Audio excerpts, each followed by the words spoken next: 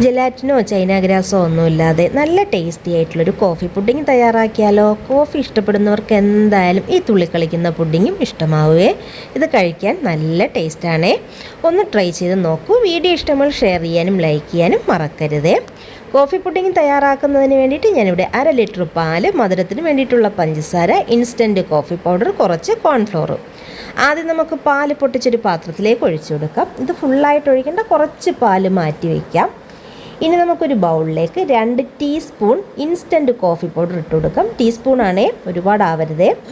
ഇതിലേക്ക് കുറച്ച് പാലൊഴിച്ച് കട്ടകളില്ലാണ്ട് നല്ലതുപോലെ ഒന്ന് മിക്സ് ചെയ്തെടുക്കാം. ഇനി നമുക്കൊരു ബൗളിലേക്ക് 3 ടേബിൾ സ്പൂൺ കോൺഫ്ലോർ എടുക്കാം. 3 ടേബിൾ സ്പൂൺ കോൺഫ്ലോർ ആണേ. ഇതിലേക്ക് ബാക്കിയുള്ള പാലും കൂടെ ഒഴിച്ച് നല്ലതുപോലെ മിക്സ് ചെയ്ത് മാറ്റി വയ്ക്കാം. ഇനി നമ്മൾ നേരത്തെ ഒഴിച്ച പാലൊന്ന് ചൂടാക്കാനായിട്ട് വയ്ക്കാം. ഈ പാല് ചൂടായി വരുന്ന സമയം കൊണ്ട് നമ്മൾ പുഡിങ് ഏത് പാത്രത്തിലാണോ സെറ്റ് ചെയ്യാൻ വെക്കുന്നത് ആ പാത്രത്തിൽ കുറച്ച് ഓയിൽ ബ്രഷ് ചെയ്തെടുക്കാം. ഞാൻ ഇതുപോലെയുള്ള 3 ചെറിയ ബൗളാണ് എടുത്തിട്ടുള്ളത്. ഇതിൽ ഓയിൽ തേച്ച് മാറ്റി വയ്ക്കാം. ഈ സമയം കൊണ്ട് നമ്മുടെ പാലൊക്കെ നല്ലതുപോലെ ചൂടായിട്ട് വന്നിട്ടുണ്ട്. ഇതിലേക്ക് മധുരത്തിന് വേണ്ടിയിട്ട് 5 ടേബിൾ സ്പൂൺ പഞ്ചസാരയാണ് എടുക്കുന്നത്. നല്ല മധുരം വേണമെങ്കിൽ ഒരു 6 ടേബിൾ സ്പൂൺ വരെ എടുക്കാവുന്നതാണ്. പഞ്ചസാരയൊക്കെ നല്ലതുപോലെ മെൽറ്റായി വരുന്ന സമയം നമ്മൾ കലക്കി വെച്ചിട്ടുള്ള കോഫിയുടെ മിക്സ് ഒഴിച്ചു കൊടുക്കാം. എന്നിട്ട് നല്ലതുപോലെ ഒന്ന് ഇളക്കി കൊടുക്കാം. ഇനി നമുക്കിതിലേക്ക് നേരത്തെ മിക്സ് ചെയ്തെടുത്തിട്ടുള്ള കോൺഫ്ലോറിൻ്റെ മിക്സ് ഒഴിച്ചു കൊടുക്കാം. ലോ ഫ്ലെയിമിൽ വെച്ചതിന് ശേഷം ഒഴിച്ചു കൊടുത്താൽ മതിയേ. നല്ലതുപോലെ ഒന്ന് മിക്സ് ചെയ്തിട്ട് അങ്ങ് ഒഴിച്ചു കൊടുക്കാം.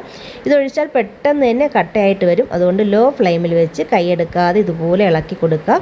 ഒരു 2-3 മിനിറ്റ് നേരം ലോ ഫ്ലെയിമിൽ വെച്ച് ഒന്ന് ഇളക്കി കുറുക്കിയെടുക്കണം. എങ്കിലേ നല്ല ടേസ്റ്റ് കിട്ടത്തുള്ളൂ ഈ പുഡിങ്ങിന്.